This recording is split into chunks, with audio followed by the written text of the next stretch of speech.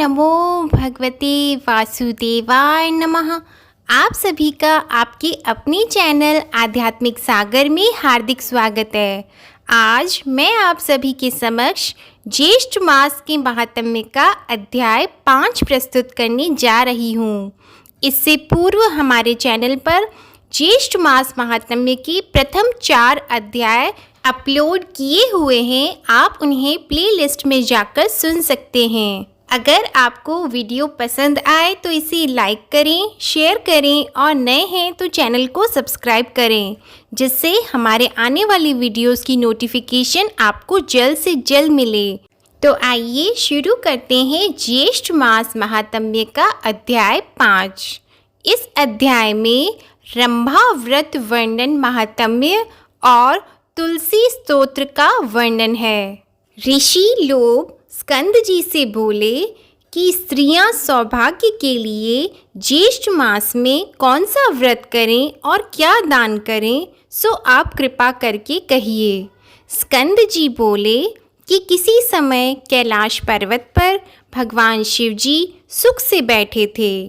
तब पार्वती जी हाथ जोड़ और प्रणाम करके शिव जी से कहने लगी कि हे शिव, हे शंभो, हे जगन्नाथ, हे सर्वज्ञ, हे सुखदायक, मेरे समान ऐश्वर्य, सुख और सौभाग्य जिस उपाय के द्वारा अक्षय नाश रहित हो, और हे कृपा निधि, आपके साथ मैं अजर और अमर होकर रहूं।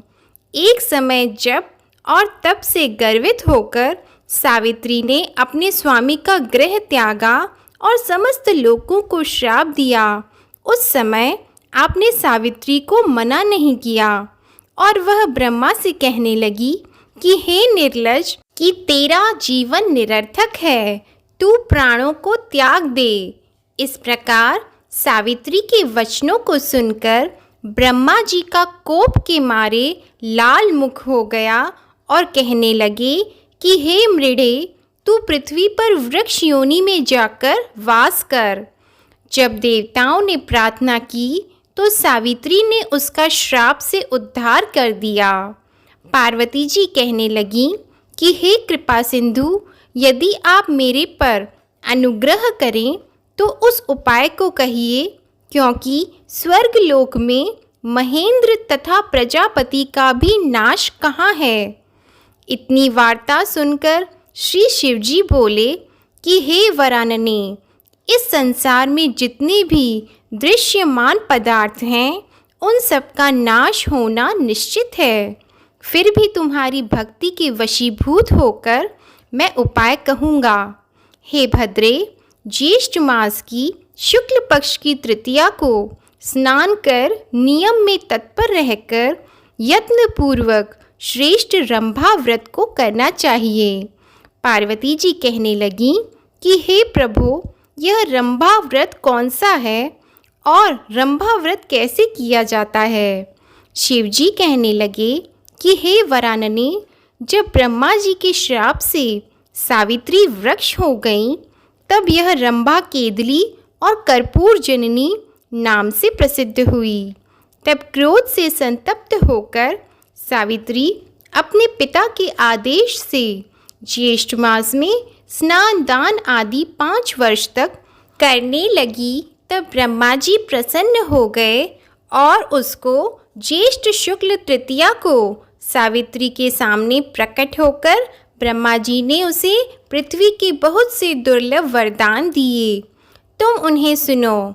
ब्रह्मा जी ने सावित्री से कहा कि हे शुभे, तुम संसार के कल्याण के लिए अंश से रंभा यानी केला हो जाओ।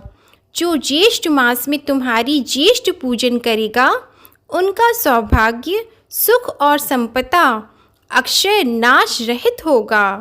ऐसा कहकर ब्रह्मा सावित्री के साथ सत्यलोक को चले गए। शिवजी कहने लगे कि यह सावित्री के श्राप की कथा मैंने तुमसे कही। अब संक्षेप में रंभा व्रत की विधि तुमसे कहता हूँ। ज्येष्ठ मास की तृतीया के दिन बाग या अपने घर में केले का पेड़ लगाना चाहिए। पंचामृत, गंध, पुष्पमाला और कपूर पवित्र शीतल खुशबू से वासित जल आदि से प्रतिदिन वृक्ष का सिंचन करना चाहिए। सुंदर वन को बनाकर उसके मध्य में कलश स्थापित करना चाहिए। षोडशोपचार विधि से पूजन कर अनेक प्रकार के नैवेद्य अर्पण करें। अपनी शक्ति के अनुसार ब्राह्मणों को भोजन कराएं और स्वयं हविष्य अन्न भोजन करके गीत, वाद्य, पुराण, कथा श्रवण और कीर्तन द्वारा देवता के सामने जागरण करें। इसी प्रकार केदली वन में बैठकर नित्य प्रति पूजन करें। समस्त कामनाओं वाले मनुष्य इस प्रकार मास व्रत को करें। जब तक 1 मास पूर्ण हो जाए तो आचार्य को बहुत सा दान देकर दूध वाली गौ का दान देवें। यथाशक्ति हवन कराकर ब्राह्मणों को भूयसी दक्षिणा देवें और अपनी शक्ति के अनुसार शर्करा युक्त खीर से ब्राह्मणों को भोजन कराएं। इसके पश्चात विसर्जन करके पारणा करें और प्राणियों को बहुत सा अन्न दान देवें। शिवजी पार्वती जी से कहते हैं कि भद्रे, पहले तुमने मुझको प्रसन्न किया था, इसी से यह सब रहस्य मैंने तुमको बताया। इस व्रत को यत्न पूर्वक करो, तुमको शाश्वत फल मिलेगा। प्रथम सूर्य पुत्र के विग्रह से जगदीश्वर ने इस व्रत को गुप्त रखा था। उस पवित्र व्रत को जगत के गुरु श्री शंकर भगवान ने दीनों पर कृपा कर श्री पार्वती जी से बताया।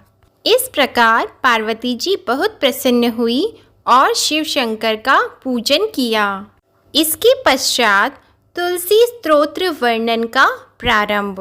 व्यास जी कहते हैं कि शतानन मुनि के शिष्य कठोर व्रत का पालन करने वाले थे। उन सब ने एक दिन अपने गुरु को प्रणाम करके परम पुण्य और हित की बात पूछी। शिष्यों ने कहा, नाथ, ब्रह्मवेताओं में श्रेष्ठ, आपने पूर्व काल में ब्रह्मा जी के मुख से तुलसी जी के जिस स्तोत्र का श्रवण किया था उसको हम आपसे सुनना चाहते हैं। शतानंद जी बोले, शिष्यगण, तुलसी का नाम उच्चारण करने पर असुरों का दर्प दलन करने वाले भगवान श्री विष्णु प्रसन्न होते हैं। मनुष्य के पाप नष्ट हो जाते हैं तथा उसे अक्षय पुण्य की प्राप्ति होती है। जिसके दर्शन मात्र से करोड़ों गौदान का फल होता है, उस तुलसी का पूजन और वंदन लोग क्यों न करें। कलयुग के संसार में वे मनुष्य धन्य हैं जिनके घर में शालिग्राम शिला का पूजन संपन्न करने के लिए प्रतिदिन तुलसी का वृक्ष भूतल पर लहलहाता रहता है। जो कलयुग में भगवान श्री कृष्ण की पूजा के लिए पृथ्वी पर तुलसी का वृक्ष लगाते हैं, उन पर यदि यमराज अपने किंकरों सहित रुष्ट हो जाएं, तो भी वे उनका क्या कर सकते हैं। तुलसी, तुम अमृत उत्पन्न हो और केशव को सदा ही प्रिय हो। कल्याणी, मैं भगवान की पूजा के लिए तुम्हारे पत्तों को चुनता हूँ। तुम मेरे लिए वरदायिनी बनो।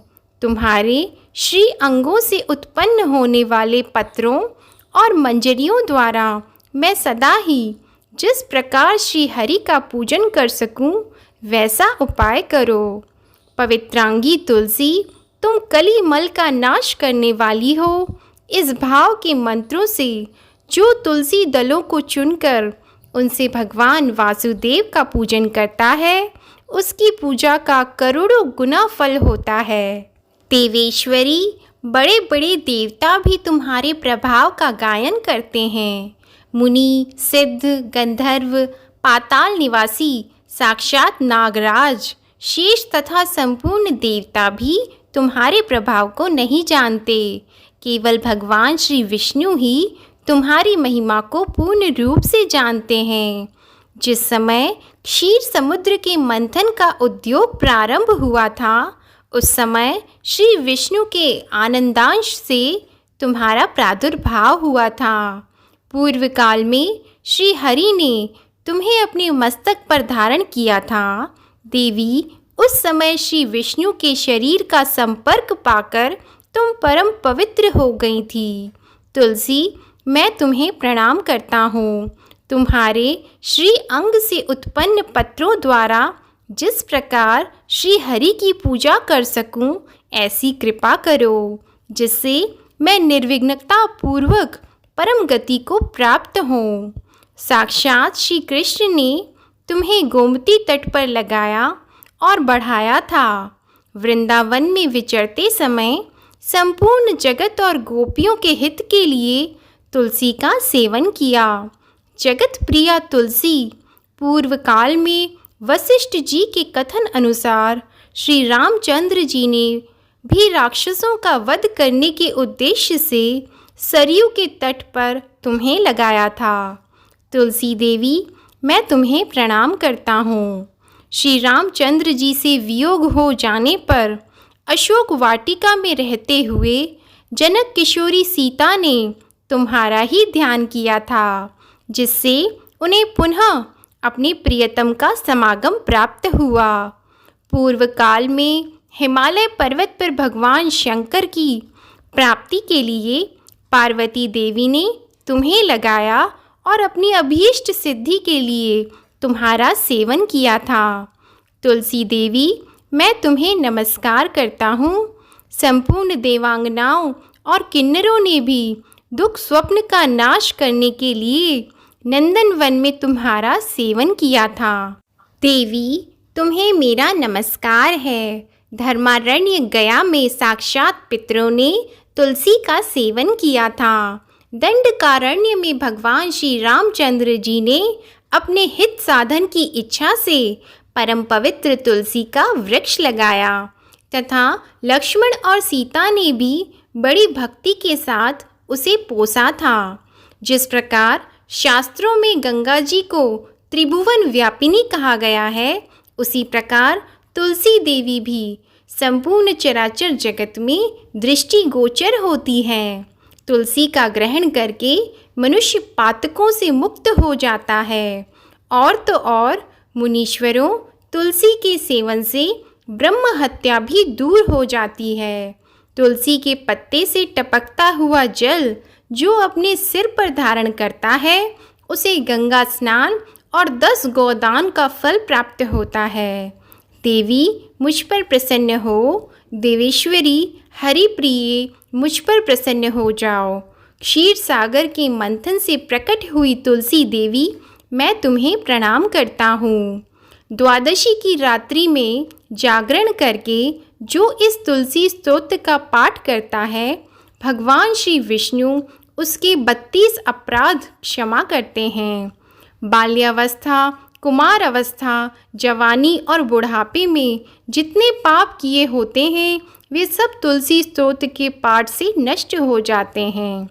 तुलसी के स्तोत्र से संतुष्ट होकर भगवान सुख और अभ्युदय प्रदान करते हैं। जिस घर में तुलसी का स्तोत्र लिखा हुआ विद्यमान रहता है, उसका कभी अशुभ नहीं होता।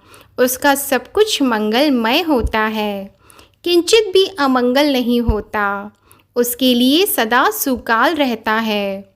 वह घर प्रचुर धन धान्य से भरा रहता है। तुलसी स्तोत्र का पाठ करने वाले मनुष्य के हृदय में भगवान श्री विष्णु के प्रति अविचल भक्ति होती है तथा उसका वैष्णवों से कभी वियोग नहीं होता। इतना ही नहीं, उसकी बुद्धि भी अधर्म में प्रवृत्त नहीं होती। जो द्वादशी की रात्रि में जागरण करके तुलसी स्तोत्र का पाठ करता है, उसे करोड़ों तीर्थों के सेवन का फल प्राप्त होता है। आज की कथा समाप्त हुई। बोलो भगवान विष्णु और माता लक्ष्मी की जय। ओम नमो भगवते वासुदेवाय नमः। आप सभी पर भगवान विष्णु और माता लक्ष्मी की कृपा सदा बनी रहे। आशा करती हूँ आप सभी को ज्येष्ठ मास महात्म्य की कथा में भी आनंद आ रहा होगा। आपको वीडियो पसंद आए तो इसे लाइक करें, शेयर करें और कमेंट सेक्शन में ओम नमो भगवते वासुदेवाय नमः लिखना ना भूलें। हमारे चैनल आध्यात्मिक सागर को अगर अभी तक सब्सक्राइब नहीं किया है तो चैनल को सब्सक्राइब कर लें और बेल आइकन को भी दबाएं। धन्यवाद।